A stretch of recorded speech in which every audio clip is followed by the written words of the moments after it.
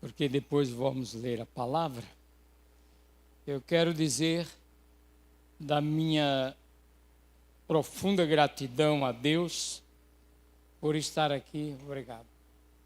Mais uma vez, e como dissera o vosso pastor, passa pela nossa mente um filme da vida, né? Nós temos um cérebro que é algo que até hoje os estudiosos da ciência médica ficam perdidos para compreender o que ocorre aqui dentro.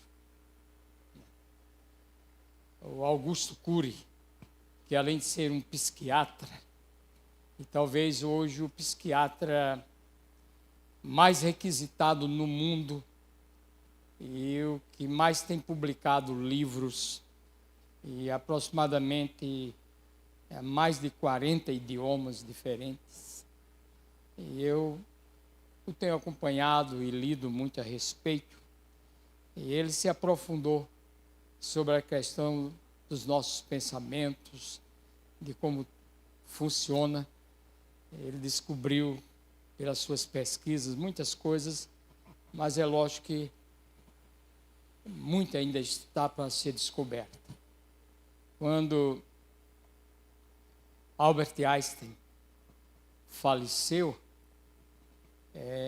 eles pediram permissão à família para ficarem com o cérebro dele e fatiaram, e parece que foram parte do cérebro dele, pelo menos para uns 3 países. Eu sei bem do Japão e dos Estados Unidos, para saber se tinha alguma coisa de anormal no cérebro dele. Eu dissera ontem à noite que eu já li há muito tempo que os cientistas já descobriram que o nosso cérebro foi formado com a capacidade de registrar dados pelo menos por 2000 anos. É um HD violento, cabe muitas coisas. E eu tenho pedido a Deus que, quando eu ficar velho, porque agora só tenho 80 anos, que Ele preserve a minha mente, porque as forças das pernas podem falhar, o coração vai ficar mais fragilizado, os órgãos vitais, mas coisa boa é nós vermos uma pessoa poder contar a sua história, interagir. E por que eu estou dizendo isso? Estou dando um castigozinho aos irmãos ficarem em pé, mas fique tranquilo, é menos tempo do que o período de louvor. Eu me lembro do pastor Anaurelino Martins de Souza, de saudosa memória, um dos maiores amigos que eu já tive. Tenho muita coisa a contar a respeito da nossa convivência. O ministério começamos juntos, e dos nossos filhos crescendo juntos. E uma vez eu vim de São Paulo, no meu grande automóvel, um Fusca, e pousei na casa dele em Campo Grande, e no outro dia nós iríamos, ele num TL e eu no meu Fusca, e quando ele foi tirar da garagem, não pegou nem por nada. A sorte que eu estava na casa dos 30 e poucos anos, empurrei uns 2 quarteirões e depois tivemos que pôr o carro na garagem, porque não deu, aí teve que juntar a família dele e a minha e irmos para a convenção em Petrópolis, convenção de adultos. E eu me lembro que no encerramento daquela convenção, em 1978, o bispo Gessé, então superintendente-geral, estava ministrando, ia dar ceia, e pediu para que todos nós ficássemos de joelhos. E nós ficamos de joelhos para depois tomar a ceia. E eu ouvi o choro de uma criança, e aquele choro foi aumentando, e veio parar no meu ouvido.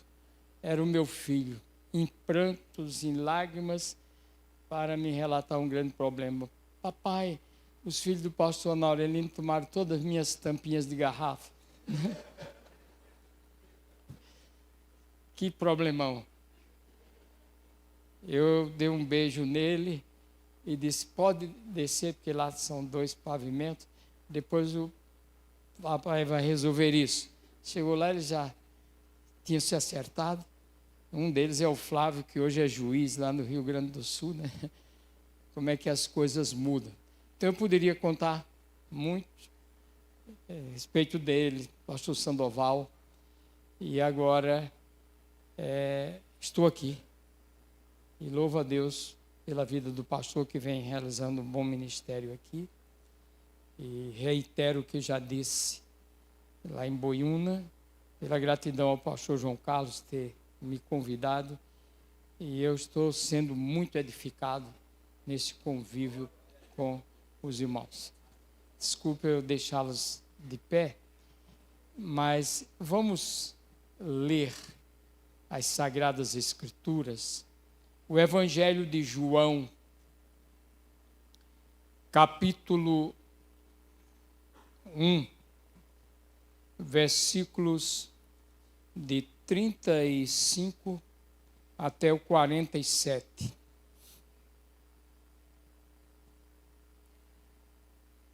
João 1, 35 a 47.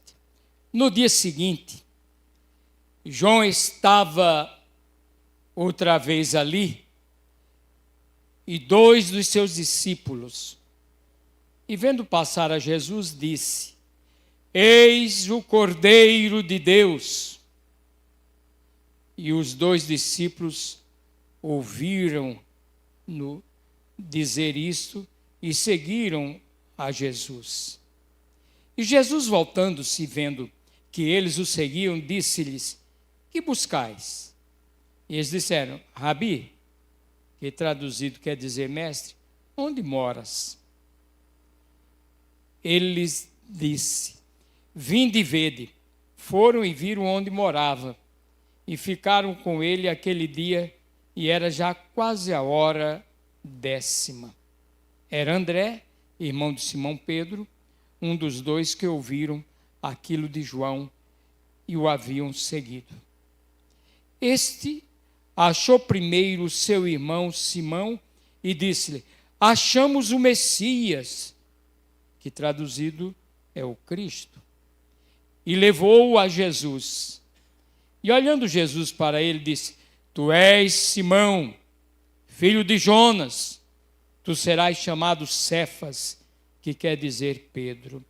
No dia seguinte, que Jesus ira a Galiléia, e achou a Felipe, e disse-lhe, segue-me. E Felipe era de Betsaida, cidade de André e de Pedro. Felipe achou Natanael e disse-lhe, havemos achado aquele de quem Moisés escreveu na lei e os profetas, Jesus de Nazaré, filho de José. Disse-lhe Natanael, pode vir alguma coisa boa de Nazaré? Disse Felipe, vem e vê. Jesus viu Natanael vir ter com ele e disse-lhe, eis um verdadeiro israelita em quem não há dolo. Disse-lhe Natanael, de onde me conheces tu? Jesus respondeu e disse-lhe, antes que Felipe te chamasse, te vi eu, estando tu debaixo da figueira.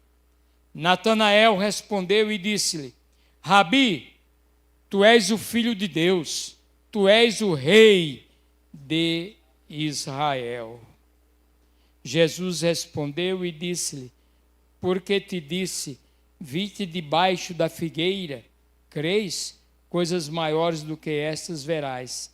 E disse-lhe, na verdade vos digo, que daqui em diante vereis o céu aberto e os anjos de Deus subindo e descendo sobre o Filho do Homem.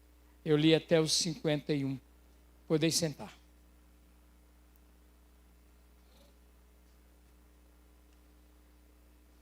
Amados, Feliz é aquele que manuseia a palavra de Deus, que procura estudá-la continuamente, procurando extrair dela as preciosas lições.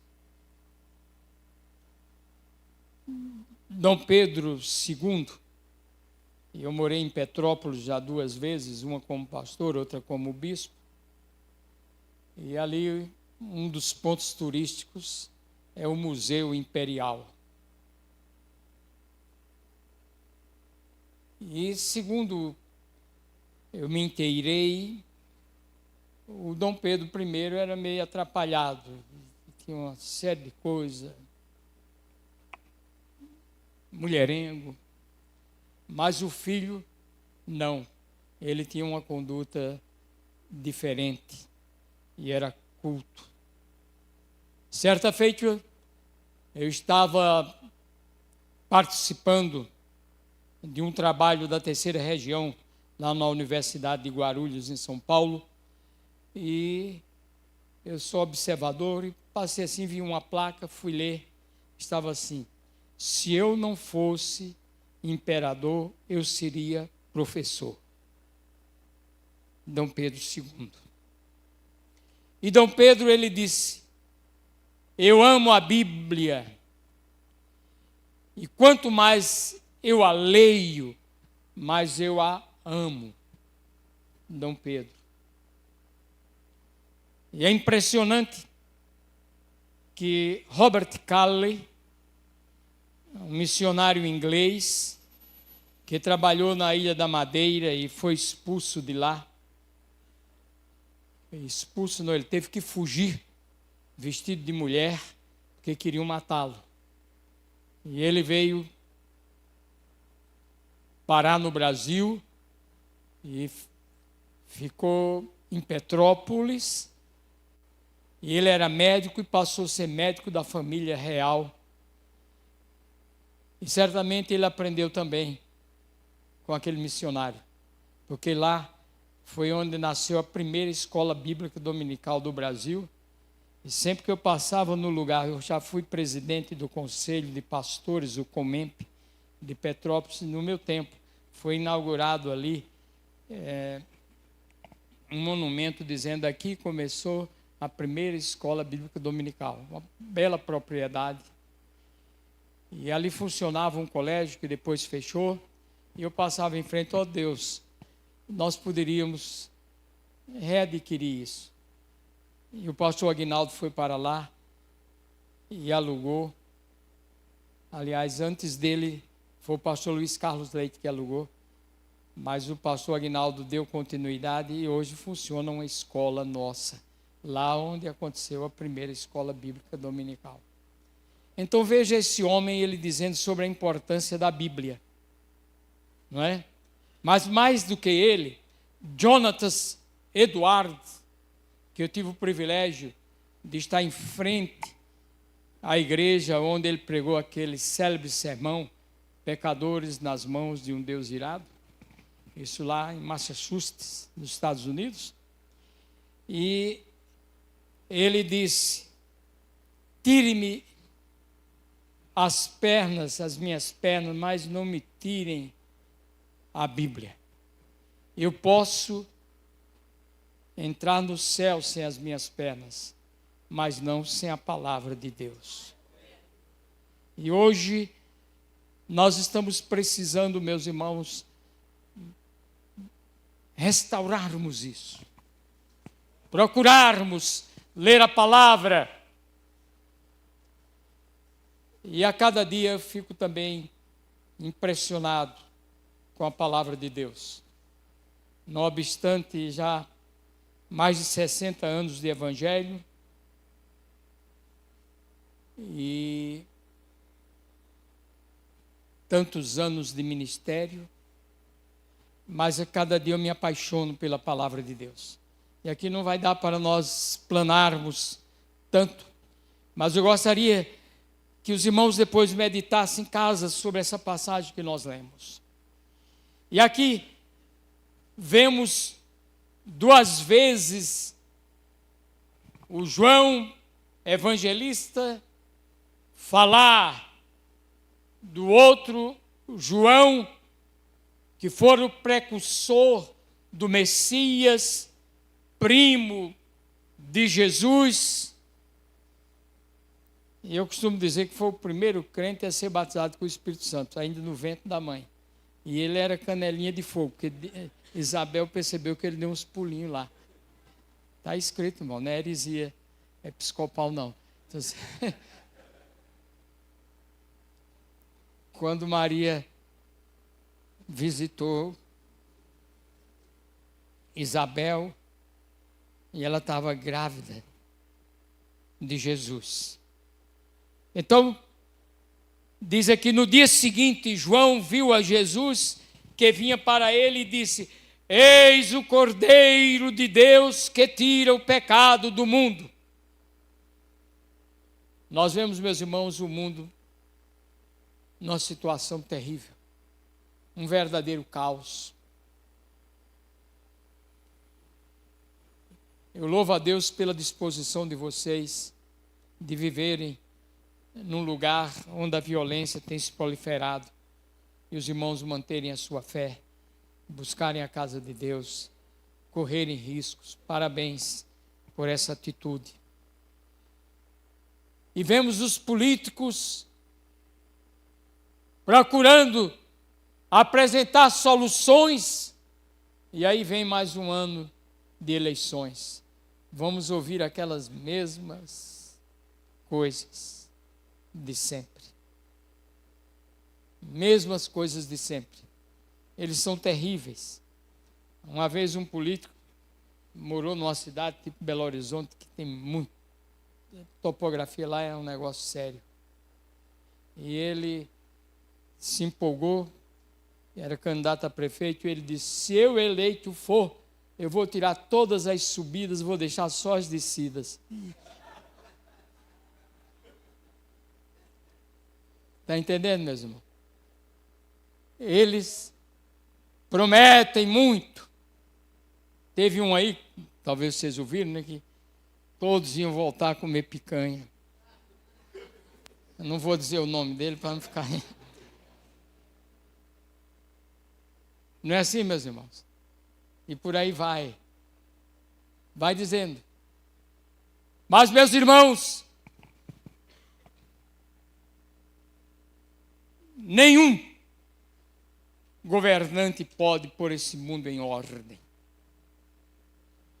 Porque o grande problema do mundo, só um pode resolver. E esse se chama Jesus Cristo. Porque Ele tira o pecado do mundo. Porque Ele pode transformar uma vida. Porque Ele pode pegar uma pessoa em quem ninguém ousaria dizer que ainda tinha alguma esperança para ele, como era daquele gadareno, um homem possuído pelo diabo, o pavor daquela região. A prova disso que quando Jesus expulsou os demônios deles, os porcos preferiram morrer do que ficar endemoniado, não aguentaram a dose. E Jesus, quando sai dali, meus irmãos, ele era um evangelista. Esse é o Jesus.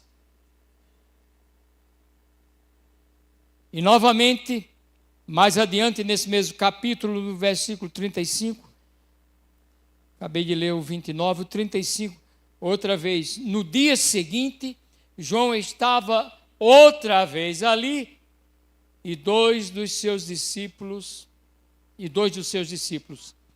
vendo passar a Jesus, disse: eis aqui o Cordeiro de Deus. João era o homem de uma única mensagem: apresentar o Filho de Deus, o Cordeiro de Deus, aquele que tira o pecado do mundo. E eu, como filho de pecador, e nasci pecador, como disse Davi, eu preciso estar cada dia perto de Jesus. Porque fora mude quem escrevera na contracapa da sua Bíblia: ou este livro me separa do pecado, ou o pecado me separa deste livro. Se alguém não está lendo a Bíblia, está perdendo o que há de mais precioso neste mundo. Eu já li a Bíblia toda 53 vezes. E depois eu mudei o estilo, já faz uns 5 anos. Eu estou pegando um livro e lendo, para assimilar melhor. Mas estou lendo a Bíblia. E estou lendo agora pela 54ª vez. Tinha dado um intervalo. Estou indo bem devagar, dessa vez lentamente. Estou lendo de outra forma, procurando saboreá-la. E a cada dia, meus irmãos, eu tenho desejo de conhecer mais a palavra de Deus. Eu tenho esse desejo. E João, então, falando de Jesus, já tinha falado antes, agora fala novamente. O que é que acontece? E os 2 discípulos ouviram-no dizer isto e seguiram a Jesus. E esses eram discípulos de João. Mas pelo que João apresentou de Jesus, eles deram um tchau para João e começaram a seguir Jesus. Jesus olhou-os vindo e perguntou o que é que eles queriam. Eles disseram: quero saber seu endereço. E eles foram e ficaram com Jesus ali. Aqueles discípulos, meus irmãos, literalmente, nunca mais foram os mesmos. Um deles foi Filipe, né? Aliás, desculpe, corrigindo aqui.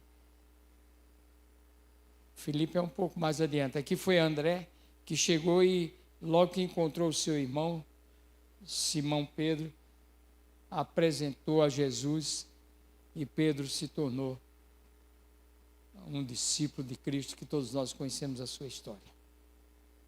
Amém? Um discípulo de Cristo, cheio da graça, a tal ponto de não ter um centavo no bolso para dar uma esmola. Não é assim? Mas de chegar e olhar para um coxo e dizer, porque João era o colega dele, estava também na mesma situação: não temos prata nem ouro, mas o que temos te damos. Em nome de Jesus Cristo, levanta-te e anda. E como é bonita aquela história, o que aquilo causou ali no templo e em Jerusalém, porque não tinha dinheiro, mas tinha a presença de Deus. E hoje parece que está o inverso. Aquilo que outrora alguém já dissera, né? Não podemos mais dizer como eles. Isso foi lá em Roma. Um cardeal dizendo para outro, coisa assim: não podemos dizer que não temos ouro nem prata, porque lá tem uma riqueza grande. Mas também não podemos dizer levanta-te e anda. E conta-se que quando Leonardo da Vinci, na Capela Sistina, estava lá pintando o teto, que ainda tem até hoje a pintura dele, um dos líderes lá do Vaticano chegou e olhando, e ele estava desenhando a galeria dos apóstolos lá. E um deles discordou do Leonardo da Vinci e disse: quem é esse? Ele disse: aqui é Paulo. Mas por que ele está tão corado assim, muito vermelho?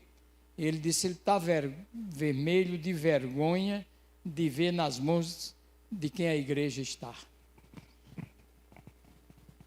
Meus irmãos, nós precisamos vigiar, porque o mundo está olhando para nós e quer saber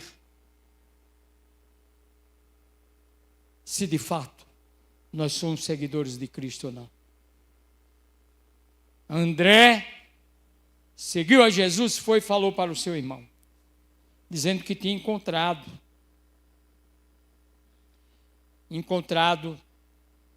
Messias. Era André, irmão de Simão Pedro, um dos dois que ouviram aquilo de João e o haviam seguido. Este achou primeiro a seu irmão Simão e disse-lhe: achamos o Messias, que traduzido é o Cristo, e levou-o a Jesus. E olhando Jesus para ele, disse: tu és Simão, filho de Jonas, tu serás chamado Cefas, que quer dizer Pedro. E Filipe foi alcançado por Jesus no dia seguinte que Jesus ir a Galiléia, e achou a Filipe e disse-lhe: segue-me. E Filipe era de Betsaida, cidade de André e de Pedro. Filipe também não perdeu tempo. E achou Natanael e disse-lhe: havemos achado aquele de quem Moisés escreveu na lei e os profetas, Jesus de Nazaré, filho de José. Aleluia. Nós ouvimos João falando a respeito de Jesus. Nós ouvimos André falando a respeito de Jesus. Agora ouvimos Felipe falando a respeito de Jesus. Mas olha o que ele ouviu. Disse-lhe Natanael: pode vir alguma coisa boa de Nazaré? Essa foi a palavra de Natanael. Irmãos, hoje, quem usa de discriminação pode responder processo, não é isso? Mas discriminação sempre existiu e nunca vai parar de existir.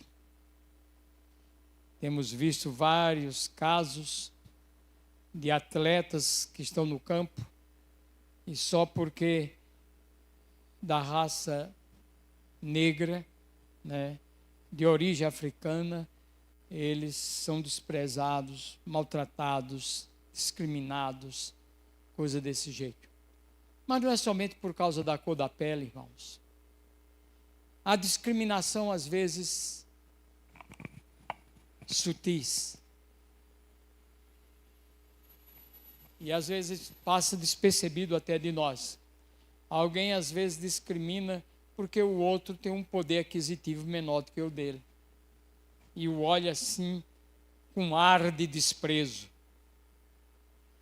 Outros porque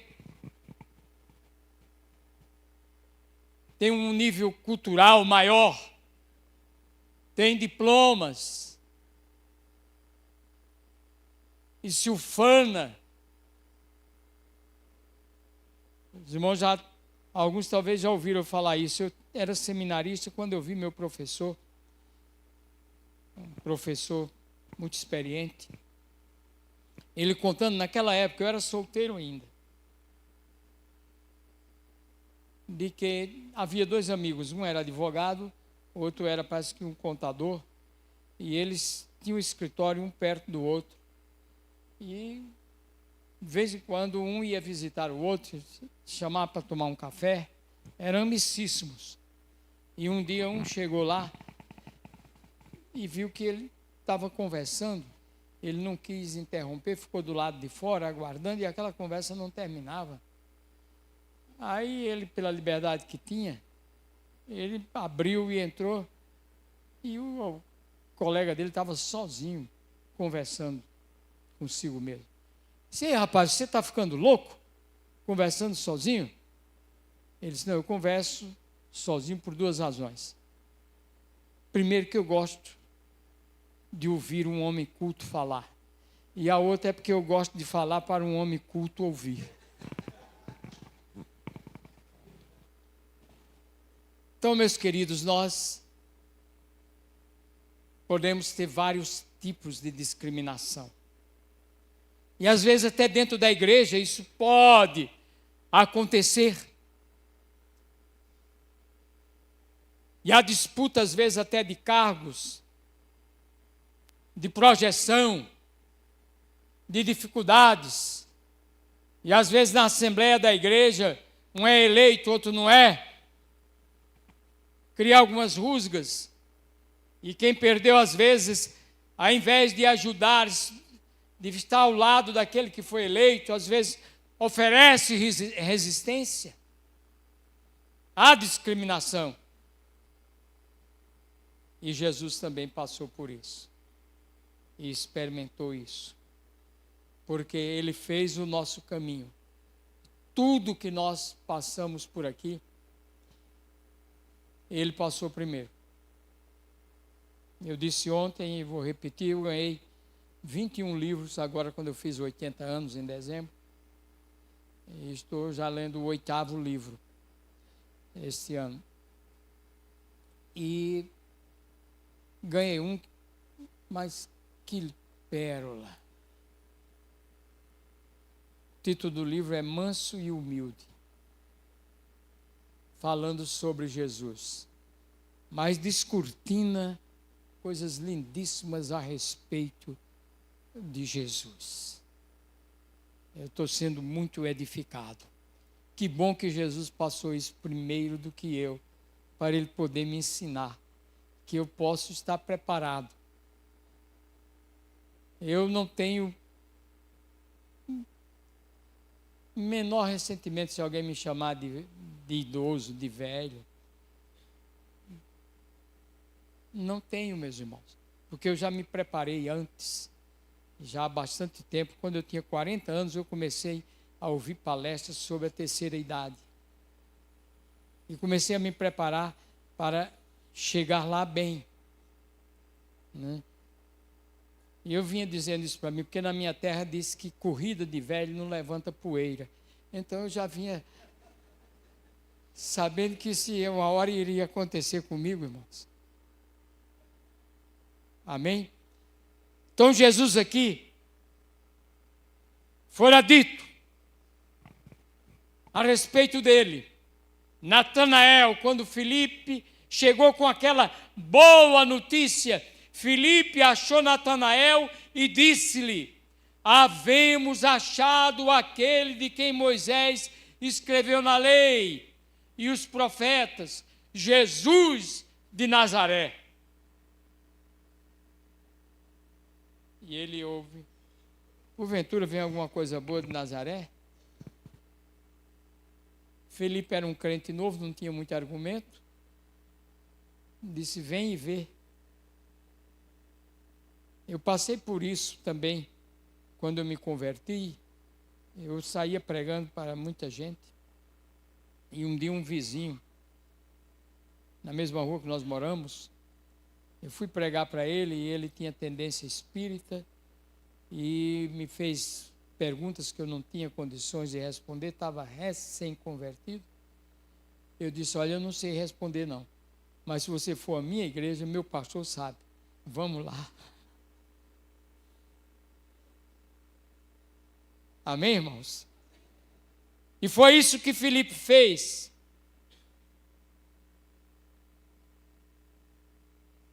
Disse-lhe Filipe: vem e vê. Jesus viu Natanael vir ter com ele e disse-lhe: eis aqui um verdadeiro israelita em quem não há dolo. Meus irmãos, que coisa linda. Porque Jesus conhecia Natanael, ele vai provar disso, mesmo à distância. Mas ele não retribuiu na mesma moeda. Jesus viu o que havia de bom nele, e isso ele tornou público, realçou. Nós precisamos ver as qualidades dos outros, mesmo daqueles que às vezes não concordam conosco. Mas se ele tem virtudes, essas virtudes precisam ser cultivadas e eu devo investir nelas para que elas produzam frutos que abençoem a outras pessoas. Diante disso, meus irmãos, essa palavra de Jesus fez com que Natanael caísse na real. E diz-nos aqui o texto sagrado que Natanael procedeu da seguinte forma: de onde me conheces tu? Jesus respondeu e disse-lhe: antes que Filipe te chamasse, te vi, eu estando tu debaixo da figueira. De acordo com os comentaristas, os escribas, aqueles que estudavam as escrituras e também muitas vezes copilavam, e naquele tempo não tendo muito conforto, eles procuravam às vezes uma árvore, e a figueira, ela oferecia condições para isso, para ficar lá horas e horas estudando as escrituras. O clima às vezes era quente e ali tinha uma sombra boa. E é possível que Natanael estava fazendo isso. Era um estudioso das escrituras. Há alguns comentaristas bíblicos que dizem isso. E ele por isso discordava, dizendo: vem alguma coisa boa de Nazaré? E Jesus respondeu, mostrando que ele era uma pessoa que tinha qualidades. Diante disso, Natanael responde: Rabi, tu és o Filho de Deus, tu és o Rei de Israel. Vou repetir. Natanael respondeu e disse: Rabi, tu és o Filho de Deus, o Rei de Israel. Com aquelas palavras proferidas por Jesus, ele entendeu que Jesus era um mestre por excelência, que tinha uma capacidade muito grande de enxergar o valor de uma pessoa e de acolhê-la. Porque o que Jesus ensinava, irmãos, ele vivia. Jesus disse que aquele que vem a mim, de maneira alguma lançarei fora. Jesus não discrimina ninguém. Talvez você já sofreu bullying, talvez você seja o patinho feio da família, talvez você não gosta daquilo que vê quando encara o espelho, talvez você não gosta da balança quando você sobe a ela, talvez você não tenha um saldo grande no banco, talvez isso e aquilo, mas eu quero dizer-lhe que você tem valor para Jesus. E Ele está disposto a investir na sua vida, para que aqueles valores intrínsecos que estão aí um tanto amortecidos, eles possam vir à tona. Uma prova disso está em Cara Coralina. Procure estudar a biografia daquela mulher. Ela morava numa fazenda e ela mesma admite, o patinho feio da família. Os pais, os familiares elogiavam as outras irmãs que tinham sobressaído e ela era deixada de lado. E um dia ela resolveu mudar de mentalidade e tornou-se uma verdadeira filósofa, autodidata. E vale a pena ouvir o que aquela mulher diz. Verdades extraordinárias que ela viu. Jesus viu isso em Natanael. E ele disse: aqui está um verdadeiro israelita em quem não há dolo. Ele foi precipitado no que falou, ele era muito franco, ele talvez tivesse estudado na escola de Bolsonaro, que o que vem na boca ele diz, por isso ele se complicou tanto. ou de outras pessoas que têm esse hábito, mas Jesus o tratou assim. E ele reconheceu que Jesus era mestre. Depois ele reconheceu que Jesus era o Filho de Deus.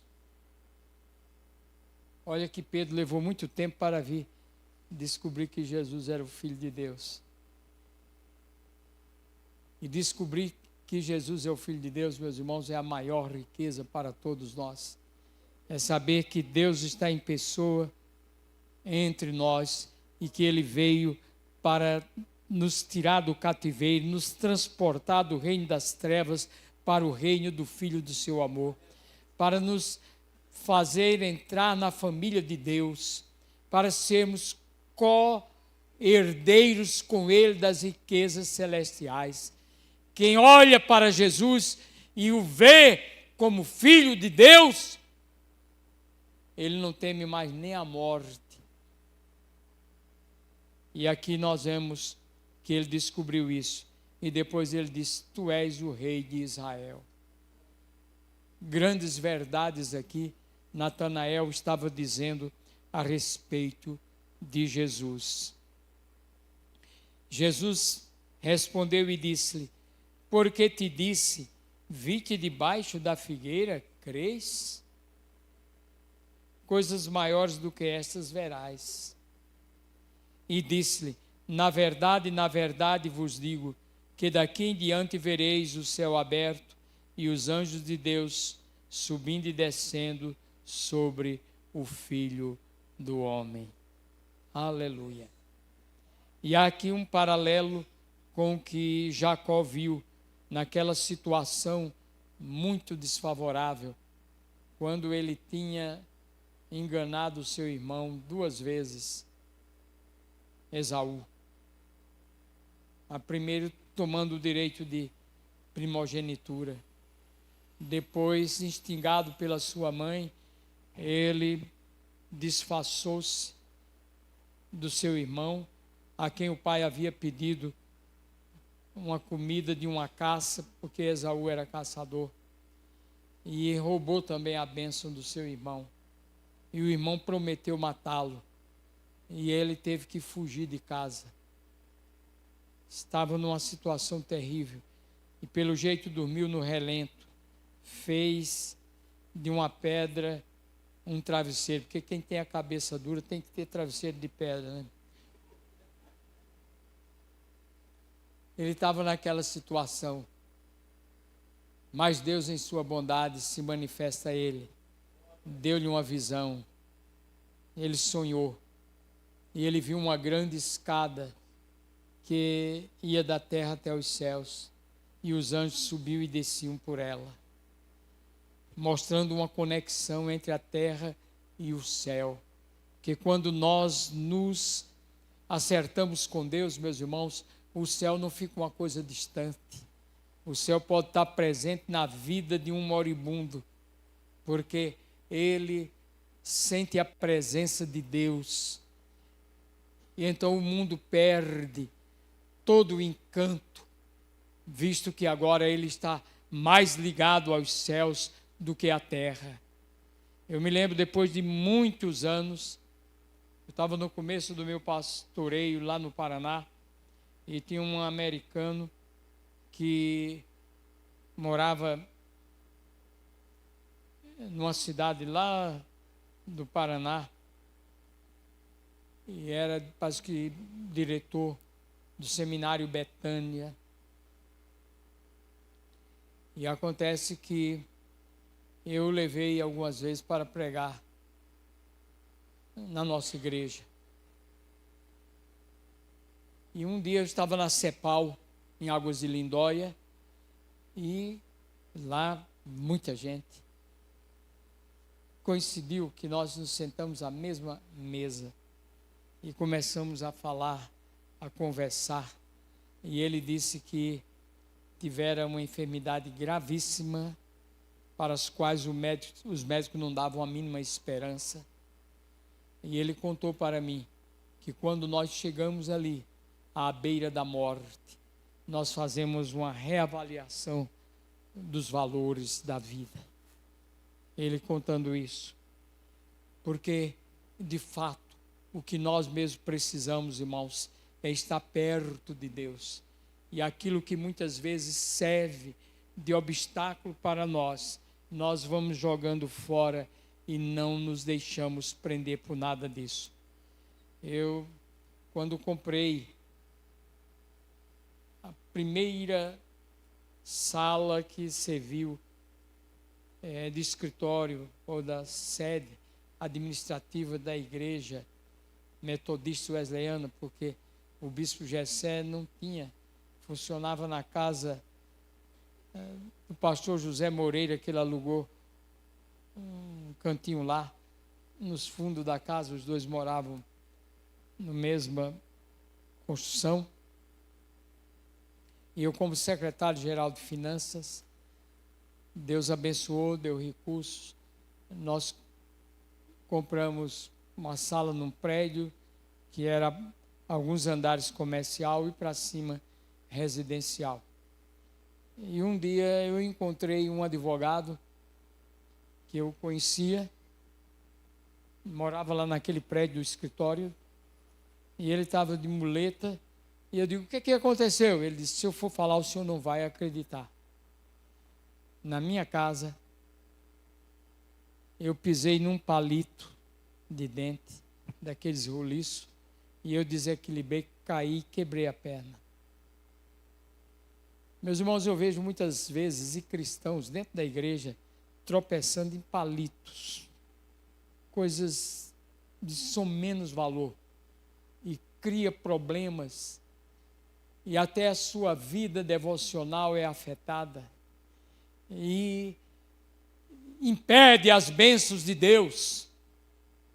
Mas quando alguém supera tudo isso, os céus se abrem e nós podemos ver os anjos de Deus levando e trazendo nossas mensagens, como Daniel viu, depois que ele estava 21 dias de oração e jejum, e um anjo vem e sauda Daniel, dizendo, Daniel, homem muito amado. E disse, olha, desde o primeiro dia que você orou, sua oração foi ouvida no céu. E desculpe, quase que ele estava dizendo isso, pela demora, porque eu vim e peguei uma zona encapetada e foi difícil. Eu precisei pedir auxílio para poder romper. Mas eu quero lhe afirmar aqui que Deus ouviu sua oração. E era isso que Jesus estava a dizer para Natanael. Jesus não tropeçou naquilo que ele disse contra si. De Nazaré vem alguma coisa boa? Não! Jesus quis levá-lo para um nível mais alto. E é isso que ele está querendo fazer aqui nessa noite, viu, pastores? Jesus disse, porque eu te disse, vi-te debaixo da figueira, crês? Coisas maiores do que estas verás. Eu fui batizado com o Espírito Santo no dia 1º de julho de 1967.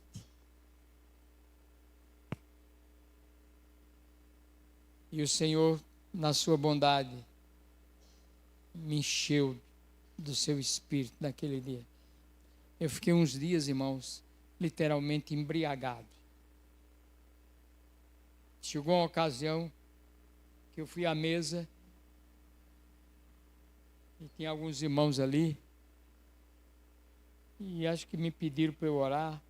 E eu fui orar e o Espírito me visitou. Eu tive que sair da mesa porque eu não tive condições de me alimentar. Depois disso, já como pastor no Paraná, ISD, também num retiro de pastores, algo semelhante aconteceu lá na cidade de Guaíra. Nós estávamos encerrando aquele retiro, o Espírito nos visitou, que a gente ficou com dificuldade de se alimentar. Mas eu me lembro que na semana seguinte, eu encontrei a doutora Carolina Ximenes, uma serva de Deus, e era chefe do setor do meu trabalho, filha de pastor, e ela quis falar comigo, que era o avivamento, esse mesmo avivamento que soprou aqui, soprou lá no Nordeste. E ela disse: eu soube que você foi batizado com o Espírito Santo, me fale como é que aconteceu. E eu ainda impactado, com dificuldade de falar. Tal era a presença de Deus na minha vida. E eu me lembro dessas palavras que eu disse. Sim, de fato eu fui, mas eu não quero parar aí, porque eu sei que Deus tem muito mais para a minha vida. Eu era um jovem, 21 anos, e esse mais de Deus eu continuo a buscar. Continuo a buscar, e eu quero esse mais de Deus. Então Jesus disse para ele: na verdade vos digo, que daqui em diante vereis o céu aberto, e os seus anjos, e os anjos de Deus subindo e descendo sobre o Filho do Homem. Vou caminhando, irmãos, já para encerramento, mas eu quero dizer-lhes o seguinte: aqui nós ouvimos o que João Batista disse. Amém? Nós ouvimos o que André disse. Nós ouvimos o que Felipe disse para Natanael. Nós ouvimos o que Natanael disse antes e depois de encontrar com Cristo. Nós ouvimos o que Jesus disse. E eu pergunto: e o que é que nós estamos dizendo? O que é que nós estamos dizendo? Aí, meus irmãos, é que está o segredo. E nós precisamos saber o que é que nós estamos a dizer-lhes. Porque aqui diz: Filipe, havendo encontrado Natanael, disse: encontramos o Messias. André disse o mesmo para o seu irmão. Jesus falou para Natanael, e depois ele falou, dizendo que eles veriam os céus abertos. Meus irmãos, o que a igreja está precisando é ver os céus abertos. E o que o mundo está precisando é ver em nós as marcas de Jesus, para que o mundo creia. Que Deus nos abençoe.